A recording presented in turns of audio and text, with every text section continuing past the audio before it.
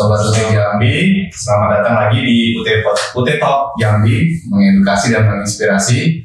Jadi pada kesempatan kali ini kita kedatangan tamu yang spesial, teman-teman dari Telkomsel. Mungkin yang pertama Pak Andri Robiana, Manajer Branch Telkomsel Jambi, dan Pak Safriyadi, Supervisor Digital Lifestyle dan Partnership. Oke, jadi kita akan banyak ngobrol mungkin terkait digital era dan juga mungkin sarana telekomunikasi dan informasi.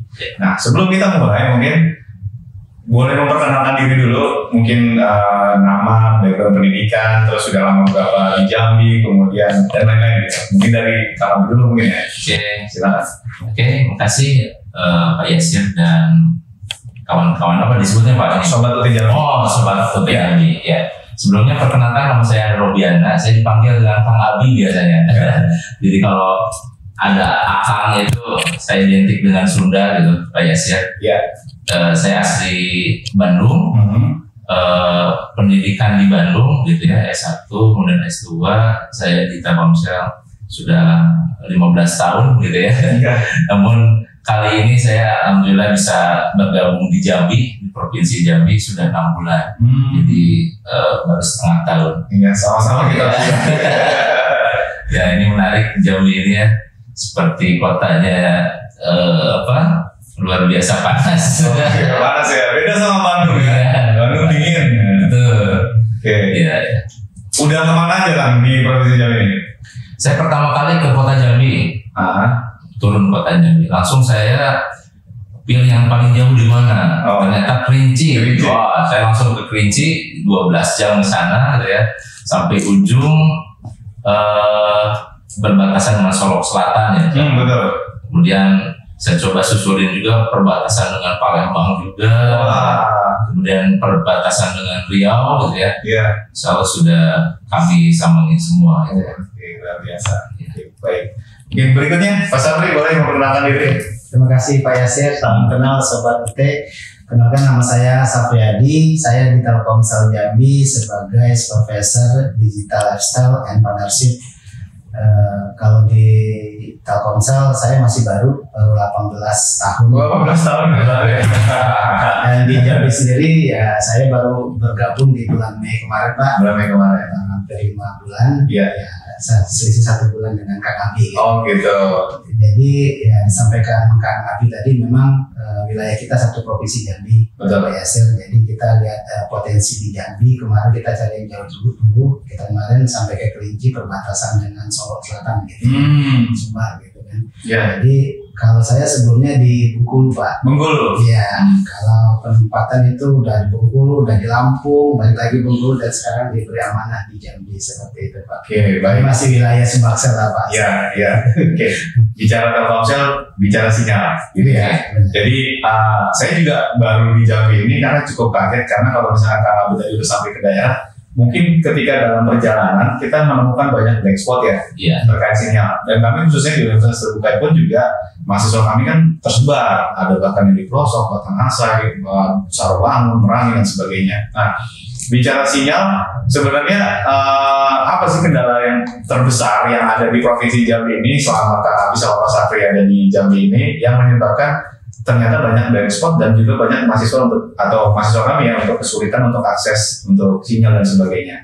Mungkin bisa sedikit bercerita secara keseluruhan di Provinsi Jambi ini peta sinyal dan sebagainya gitu. Iya. Oke, Pak Yasir. Jadi gini, saya pengen cerita dulu ke Sobat UT ya. Jadi Telkomsel itu hadir memang untuk memberikan solusi gitu ya. Wah. Ya. Jadi ketika tahun 1995 gitu ya, memang Telkomsel itu hadir sebagai salah satu-satunya operator pertama sebenarnya prepaid di Asia gitu ya. Di Asia. Kehadirannya memang dengan satu visi adalah untuk bisa membantu masyarakat gitu ya. Membantu masyarakat khususnya dengan geografis yang bermacam-macam gitu ya. Indonesia kan kaya gitu. Ada yang di laut gitu ya, kemudian di gunung, di sawah, di hutan gitu ya. Nah, ini adalah dengan satu visi bagaimana penduduk kita yang berjauhan gitu, itu bisa terhubung satu sama lain dengan jadi dekat sedekat menggama gitu ya. Jadi itulah bagaimana Telkomsel itu hadir, bagaimana menyatukan yang berjauhan itu bisa terhubung, gitu. Itu adalah visi kami, dan alhamdulillah berkat visi itu kami terus berkembang, maju gitu. Dan dari awal sampai sekarang alhamdulillah kami masih market leader, gitu, masih market leader. Begitupun di Jambi gitu ya. Kita market leader dan jauh dengan kompetitor karena memang dari sisi coverage kita luar biasa, lebih luas gitu ya. Mulai dari kota sampai ke ujung memang kita yang paling luas. Walaupun memang ada beberapa titik itu masih ditemukan blank spot gitu ya. Itu adalah ya karena memang letaknya itu memang kalau wilayah Jambi itu kan ada yang memang nggak dihuni gitu ya. Misalnya ketika ke perkebunan kemudian ada hutan, nggak ada, misalkan di sana itu nggak ada penghuninya. Nah mungkin itu yang menyebabkan blank spot gitu Pak. Karena memang hadirnya sinyal kita itu diutamakan adalah sudah ada penduduknya. Prioritas karena ada penduduk di sana. Betul. Nah itu adalah sebagai upaya kami untuk menghadirkan manfaat untuk masyarakat. Bahkan ketika masyarakat kita banyak di kebun gitu ya, nah mereka mau berkomunikasi itu akan terbantu dengan adanya Telkomsel gitu ya. Kemudian kami pun ada program untuk membantu pemerintah gitu ya, yaitu non 3T gitu. Non 3T itu, jadi terluar, terjauh, dan terdalam. Gitu. Nah itu adalah salah satu wujud komitmen Telkomsel untuk memberikan pelayanan kepada masyarakat gitu. Tanpa dilihat apakah dia itu profit atau tidak. Biasanya kan kalau kita menghadirkan sinyal harapannya itu profit atau enggak, tapi ini adalah sebagai wujud kepedulian kami dan untuk membantu kan solusi penduduk-penduduk yang memang jauh gitu ya, dari jangkauan kota ataupun memang dalam ataupun memang terluar gitu. Itu sudah hadir, dan alhamdulillah di bulan ini pun kami sudah insya Allah akan on air 3 tambahan center 3T itu ya, di Tanjab Tim gitu ya. Ya karena memang itu aksesnya memang jauh gitu, dan memang kami dipercaya oleh pemerintah untuk memberikan kesempatan solusi itu gitu Pak. Jadi konsepnya kurang lebih sama ya, menjangkau yang tidak terjangkau. Betul. Jadi kalau kami diutir lebih ke pendidikan, kalau Telkomsel lebih ke komunikasi dan informasinya. Mungkin kita coba bicara kemajuan dulu nih Kak Hafiz sama Mas Afrik. Kalau dulu zaman kita dulu kan masih ada 2G, 3G, 4G, mungkin sekarang sudah 5G. Sebenarnya apa sih yang membedakan antara tiap generasi yang berbeda itu? Ya, pastinya itu adalah teknologi Pak yang berbeda gitu ya.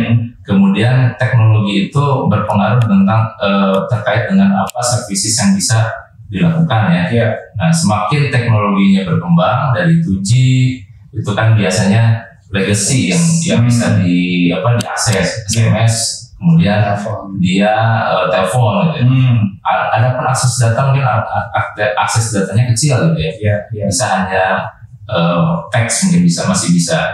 Tapi ketika 3G itu ada, itu mulai bisa video call sudah bisa gitu. Kemudian dari sisi akses data ataupun pertukaran data sudah bisa. 4G gitu ya. Sekarang eranya 4G pun sudah berkembang gitu, up to 100 Mbps gitu ya. Itu teknologinya makin mantap lagi gitu ya. Bahkan di kami gitu ya, di Telkomsel ini di tahun ini gitu semuanya harus beralih ke 4G gitu Pak. Gitu. Bahkan di Jambi ini hanya menyisakan 2 kabupaten saja. 2 kabupaten? Betul. Yang Kota Jambi dan sebagian Batanghari masalahnya yang belum ya. Yang lainnya sudah dimatikan Pak. Gitu. Dimatikan 3G-nya gitu ya. Dengan harapan ini kami bisa memberikan kualitas yang lebih baik, begitu. Dengan adanya upgrade capacity, kemudian teknologinya dialihkan dari 3G ke 4G.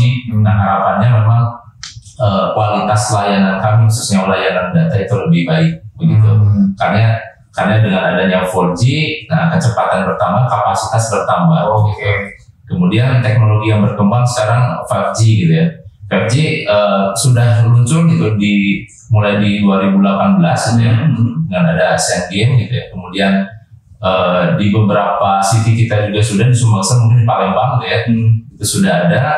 Nah itu harapannya memang terkait dengan era kekinian digital, Pak, yang nanti akan sangat berkembang pesat dan itu menjadi bisnis masa depan kita. Bisnis maupun kehidupan masa depan kita. Terkait misalkan robotik, gitu, artis visual, gitu ya. Kemudian terkait dengan big data, gitu ya. Ataupun tentang monitoring ataupun penggerakan mesin yang sifatnya otomatis. Nah, ini akan terbantu sekali dengan kecepatan 5G yang hingga 5 GB per second gitu ya. Gitu. Jadi mungkin ke depan akan lebih cepat lagi ya. Jadi semakin teknologinya ini, speed juga yang lebih diutamakan ya. Terutama untuk penggunaan mesin ataupun teknologi ya, karena memang dengan kecepatan itu teknologi akan membutuhkan kecepatan yang cepat juga, Pak. Saya ke Pak Sapri sekarang. Kalau tentang digital lifestyle, nah yang dimiliki Telkomsel itu kalau boleh diinformasikan apa aja tuh Pak Sapri? Kalau dari sisi kita ada beberapa parameter, terutama sekali untuk digital itu ada di game-nya, kita ada di musiknya, ada di video, ada di fast-nya sendiri. Lengkap ya, semua hiburan ada ya, komplit. Jadi itu memang yang kita maintain ada 4 driver tadi, Pak Yasir. Dan harapannya ini bisa mensolusikan kebutuhan masyarakat untuk masa depannya, terutama dari sisi digital. Nah, konsepnya khusus untuk digital kita sudah ada layanan khusus, Pak, di mana untuk pelanggan yang hobi games, khususnya itu kita ada paket games. Ya, namanya paket Game Next, di mana khusus untuk paket Game Next ini ada spesial network. Jadi kalau kita beli paket reguler internet biasa itu speednya atau pingnya itu latensinya bisa di atas 50 milisecond. Tapi kalau kita beli paket lagi marak-maraknya, Pak, nah terutama sekali kayak di Jambi, mungkin sobat UT kan banyak tersebar ini, Pak. Di Jambi ini bukan dalam kota semua. Sedangkan yang hobi nonton itu rata-rata medianya cuma ada di kota Jambi. SX121 hanya di kota Jambi. Nah, sedangkan kalau untuk yang di luar-luar itu mobilisasinya, transportasinya cukup jauh ya, Pak. Nah, yang kedua untuk yang di Jambi juga untuk sobat UT, biasanya kalau kita beli tiket nonton itu sekali nonton satu film itu satu hari minimal 50.000 itu makan ya. Sama popcornnya 50.000 di mahal kali lipatnya sebetulnya. Tapi kalau dengan aplikasi digital dengan Telkomsel, kita khususnya video, kita beli dengan paket contohnya Netflix itu yang paling kecil, yang mobile itu harganya 62.000, itu jangka waktunya 30 hari sebulan. Lalu semua film yang ada di Netflix itu bisa dinikmati, Pak. Gitu. Lalu kita ada yang paket premium di 200.000, di mana akan dapat 4 user, Pak. Jadi secara bersamaan kalau kita ada punya teman atau keluarga yang doyan nonton, itu beli paket premium, 4 orang bisa nonton secara bersamaan dengan film yang berbeda, Pak. Di waktu yang berbeda maupun yang bersamaan. Gitu. Itu kelebihan kita, Pak. Jadi memang beberapa paket digital yang kita punya itu memang banyak variasinya, Pak. Memang tujuannya adalah untuk menyesuaikan kebutuhan dari pelanggan ini sendiri. Jadi memang sudah banyak, tinggal bertergantung dari kitanya ya, apa yang dibutuhkan kita. Nah, saya bicara tentang COVID nih, Kang Rusam. Jadi 2 tahun ke belakang, kira-kira ada nggak dampak terhadap COVID khususnya di bidang Telkomsel ini? Mungkin yang saya pahami adalah kan selama 2 tahun ini kita memang full daring ya, baik itu untuk belajar, untuk kerja, WFH dan sebagainya. Nah, dari sisi dari telekomunikasi ini dalam 2 tahun ke belakang, apakah ada dampak yang cukup signifikan ketika COVID datang dan sebelum COVID? Mungkin yang sebelum COVID atau pasca COVID, mungkin bisa diceritakan sedikit. Nah, ini relevan dengan UT sudah, Pak. Kalau UT itu adalah universitas terbuka. Saya menyebutnya universitas terdepan, Pak. Terdepan dalam hal pengaplikasian digital, gitu ya. Nah, seperti kita tahu sebelum COVID itu ya kita hampir semuanya gitu ya dilakukan dengan offline, gitu ya. Offline, kemudian tatap muka langsung, bertemu langsung, belajar langsung. Tapi mungkin UT sudah duluan untuk menyelenggarakan online, gitu ya.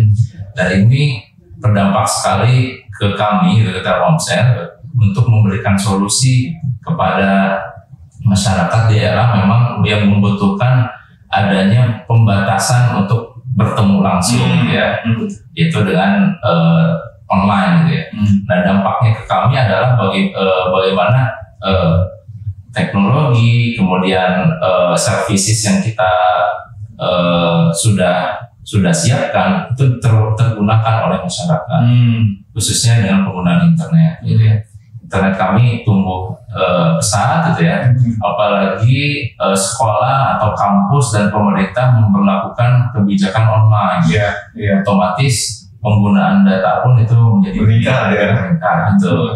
Dari sisi user, pengguna maupun dari sisi kebutuhannya, kapasitasnya. Makanya mungkin ada pergeseran kami prioritas gitu ya. Ketika di zaman offline ini yang dikuatkan itu adalah kantor-kantor gitu ya, ataupun tempat keramaian, ataupun sekolah gitu. Nah ketika pandemi yang dikuatkan itu adalah lingkungan pemukiman gitu. Gitu. Karena kan yang kantor dia WFH, kerjanya di rumah. Jadi bagaimana yang penguatan jaringan-jaringan kita tuh di wilayah pemukiman itu yang dikuatkan, begitu. Baik dari sisi kualitinya maupun dari kapasitasnya, supaya memang yang tadinya misal dia kerja di kota Jambi, tapi asalnya dia itu di Muara Jambi gitu, atau di Kerinci gitu. Nah, kota Jambinya jadi minus, maksudnya minus berpindah ya. Tapi beralih ke kota-kota yang di pinggiran. Nah, kota-kota pinggiran itu yang kita kuatkan Pak, sinyalnya, sehingga memang dari akses pelanggan kami itu mendapatkan kualitas yang baik. Gitu. Itu sangat berpengaruh sekali gitu. Dan habit itu ternyata berlanjut sampai sekarang. Berlanjut sekarang gitu ya. Kemudian mungkin sekarang udah ada hibrid gitu ya. Ada offline-nya oke, tapi hibridnya pun masih berjalan gitu. Bahkan di zaman pandemi itu kami memberikan khusus untuk kampus, untuk siswa, untuk sekolah itu paket khusus dulu, itu yang BJJ gitu. Gitu ya. Mereka belajar gitu ya, gitu ya. Setiap sekolah ataupun kampus itu kami berikan paket khusus itu untuk bisa menikmati, untuk bisa membantu mereka belajar dengan nyaman di wilayahnya masing-masing. Gitu, Pak. Kalau bicara teknis mungkin kalau bisa Pak Safri, apakah memang ada gangguan kalau misalkan ada kendala, misalkan hujan atau misalkan ada apa segala macam, itu apakah memang ada terganggu ya kalau misalkan kita, karena beberapa pengalaman saya kalau saya lagi ada Zoom dengan mahasiswa di daerah, kalau mereka hujan tuh mereka izin lift dulu, hujan gitu. Saya pikir kalau hujan mungkin sinyal terganggu atau apa gitu ya, padahal gitu. Apakah memang secara teknis seperti itu ya? Mungkin secara teknis bisa berbeda Pak. Bisa berbeda ya? Ya satu wilayah dengan wilayah lain. Gitu. Bisa jadi misalkan konturnya konturnya, ataupun misalkan jadi terhalang ketika hujan gitu ya. Nah, mungkin itu yang tidak jelas ya atau jadi antara pancaran dari BTS ke pengguna itu agak terhalang gitu ya. Tapi secara umum harusnya nggak jadi masalah gitu. Mungkin untuk case wilayah wilayah tertentu gitu ya. Jadi gini tambahan Pak Yasir, di alat produksi kita itu connectivity-nya itu ada 3 Pak. Pertama pakai evo optik, yang kedua pakai transmisi Pak, yang ketiga satelit. Dan sebagian besar kita sudah FO Pak. Alat produksi tower kita itu koneksinya. Nah, kalau yang pakai FO ini aman, mau stabil karena kan dia bawah tanah. Nah, yang berpengaruh ini ya dari sisi yang transmisi sama satelit Pak, itu cuaca sangat berpengaruh. Dan yang kompetitor kita paling kuat di sini kalau mati pemadaman Pak. Nah, itu kita biasanya walaupun ada baterai Pak, kapasitas baterai kita itu biasanya maksimal 4 jam Pak. Tapi kalau pemadaman itu lebih dari 4 jam, konsekuensinya sinyalnya hilang juga. Apalagi di Jambi ya. Jambi listrik nggak stabil sama itu. Itu tantangan kami Pak. Gitu. Tantangan kami. Ya sama tantangan kita juga. Karena ternyata lebih sering gitu ya. Atau di kota-kota tertentu memang sudah biasa ternyata memang harus support sebetulnya dari sisi dari aliran listrik yang lebih stabil, karena memang dari sisi jaringan kita sangat bergantung juga dengan aliran listrik itu. Karena memang saya nggak bisa membayangkan kalau misalnya saya berkunjung ke beberapa daerah, mungkin kalau di Jambi ini kan ada suku anak dalam dan sebagainya, yang memang mereka sama sekali tidak tersentuh teknologi untuk sinyal dan listrik gitu kan. Dan saya nggak bisa membayangkan kalau saya mungkin harus tinggal di sana tanpa ada listrik, sinyal dan sebagainya, kayaknya waduh mati gaya gitu, intinya gitu. Nah, tadi menyambung tadi kita ngomongin masalah hambatan dan permasalahan. Kira-kira di Provinsi Jambi ini hambatan apa sih yang terbesar atau permasalahan apa sih yang dihadapi oleh teman-teman Telkomsel untuk bisa tadi meng-coverage area di Provinsi Jambi ini? Mungkin dari sisi regulasi, dari sisi fasilitas, sarpas dan sebagainya, mungkin ada yang bisa di-sharing? Ya, kalau dari kamu itu tadi Pak, hambatannya pertama listrik ya. Listrik. Jadi ketika listrik bermasalah, kami pun ikut bermasalah. Nah, ya itu ya. Kedua, barangkali itu Pak, coverage-nya Pak. Coverage-nya. Maksudnya wilayah yang memang hanya geografis. Ya, kultur ya. Wilayah ketika misalkan ada mungkin dia naik turun, nah itu akan mempengaruhi terhadap kualitas sinyal kita. Oh gitu. Jadi dia terhalang Pak. Jadi misalkan ada BTS kita ataupun ya alat produksi kita, dia konturnya misalkan asalnya dia turun, tiba-tiba ada naik lagi, nah dia kan tidak terpancar, ada pencerhalan yang terhalang. Walaupun misalkan secara jarak ke BTS-nya mungkin nggak jauh gitu, dekat gitu, tapi karena terhalang pancarannya kan, nah itu berpengaruh. Karena kondisi di geografis di Jambi sendiri itu kan masih rentangan bukit barisan. Banyak bukit. Nah, jadi bukit barisan ini ya ketinggian tower kita tuh biasanya 72 meter Pak. Ketinggian bukit itu sampai 500 meter Pak. Jadi tidak dipengaruhi. Dan kondisi potensi masyarakat itu biasanya ada berada di lembah Pak. Rata-rata di lembah atau di pinggiran sungai. Nah itu di bawah lereng bukit biasanya Pak. Nah, sehingga kita nggak tembus yang kayak gitu Pak. Mungkin ada juga kalau nggak salah saya pernah dapat informasi bahwa teman-teman Telkomsel itu sama punya satu produk ya namanya Orbit ya. Jadi mau permasalahan segala macam itu mungkin bisa diinformasikan sedikit ya, Orbit itu seperti apa ya Mas Orbit? Jadi gini, sebagaimana visi Telkomsel untuk customer centric Pak, kita fokus mengenai kebutuhan masyarakat. Salah satunya adalah ketersediaan sinyal Pak.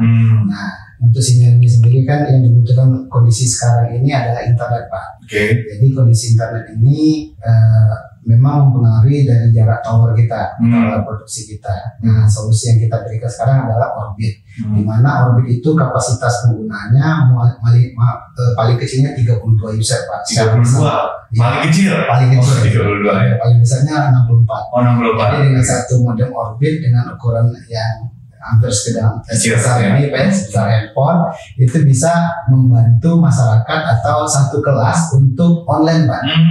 Biasanya 32 user itu ya satu kelas lah Pak ya. 32 orang. Nah itu bisa akses untuk internetan secara bersamaan Pak. Nah untuk wilayah-wilayah yang memang mengalami kondisinya lemot, apakah sedikit susah tapi masih ada sinyal, itu Orbit menjadi solusi Pak. Karena di Orbit itu ada semacam penguat sinyal Pak. Nah, ada semacam alat penguat sinyal yang akan membantu pengguna itu pada saat dia jauh Pak. Kalau pakai handphone mungkin sinyalnya 1 atau 2 bar. Nah, pada saat kita pakai Orbit itu bisa full Pak. Bahkan kita pernah tes itu di satu lokasi yang biasanya sinyalnya cuma 1 dan hilang timbul. Kita pakai Orbit, kita bantu dengan antena eksternal Pak. Itu jadi full lagi Pak. Jadi ada solusi ya. Mungkin tadi yang terhalang gitu ya. Kenapa bukit dan sebagainya. Benar Pak. Mungkin untuk sobat UT yang ada di pojok-pojok di kabupaten atau di pinggiran yang mengalami sinyal untuk koneksi untuk belajar online di UT, itu solusinya Pak. Dan portable ya, jadi bisa dibawa kemana aja sama fleksibel. Ke sesi-sesi terakhir nih, mungkin dari Telkomsel bisa memberikan mungkin harapan atau gambaran ke depan. Mungkin kira-kira nanti akan seperti apa, kemudian mungkin dari sisi Telkomsel ini apa yang bisa disupport dan didukung dan juga bisa dimanfaatkan oleh masyarakat banyak. Sesuai dengan visi kami gitu ya, Telkomsel itu hadir untuk memberikan solusi. Dan saat ini perkembangan teknologi ataupun kemajuan masyarakat itu terus berkembang. Makanya era sekarang digital. Nah ini terus kami ikuti dan memang kami fokus di situ Pak, untuk memberikan layanan terbaik untuk digital. Jadi Telkomsel sudah bertransformasi menjadi perusahaan digital dan berkomitmen untuk memberikan dan menjadi terdepan di digital, baik tadi untuk lifestyle, gitu ya, maupun untuk bidang-bidang yang memang sifatnya B2B, gitu ya, business to business, yang itu bisa penerapan dari tadi misalnya IoT kita, Internet of Things, kemudian ada yang sifatnya mesin, otomatisasi, gitu ya. Nah itu akan kami terus kembangkan, gitu, dan itu menjadi sebuah kebutuhan di masyarakat. Kemudian untuk B2C juga, untuk ke konsumen langsung, nah itu sifatnya bisa mentransformasi kegiatan ataupun aktiviti yang sifatnya tradisional menjadi modern, gitu ya. Misalkan teman-teman atau masyarakat yang biasanya berjual beli secara offline, gitu, dengan adanya kehadiran kami, kemudian teknologinya sudah digital, nah bisa berjualan ataupun bisa berkarya lebih hebat dengan penggunaan digital. Harapan kami dengan adanya Telkomsel yang terus bertransformasi kepada bidang digital, bahkan salah satu kami itu sudah mempunyai anak perusahaan, Pak, Indico, gitu ya, yang itu adalah konsennya di digital. Nah ini memberikan solusi ke depannya untuk di digital yang makin berkembang. Oke, jadi nanti akan muncul banyak YouTuber, influencer, selebgram, yang mungkin dibantu backup dari Telkomsel juga ya. Insyaallah. Oke, kalau Pak Sari sendiri mungkin dari digital lifestyle mungkin maka harapannya untuk ke depan seperti apa, Pak Sari? Ya, sebagaimana disampaikan Kang Abi tadi, Telkomsel memberi solusi, dan harapannya di era digitalisasi ini, ya Telkomsel bisa membantu semua kebutuhan masyarakat, terutama sekali untuk pelanggan yang memang hobinya digitalisasi, Pak. Nah, lalu kita sebagai fokus utama di customer centric, kita akan memberikan solusi dari sisi sinyal yang ada, cover kita, begitu juga produk-produk kita, Pak. Jadi selama ini pelanggan itu membeli kuota utama, tapi sebagian besar nggak digunakan, Pak. Sayang.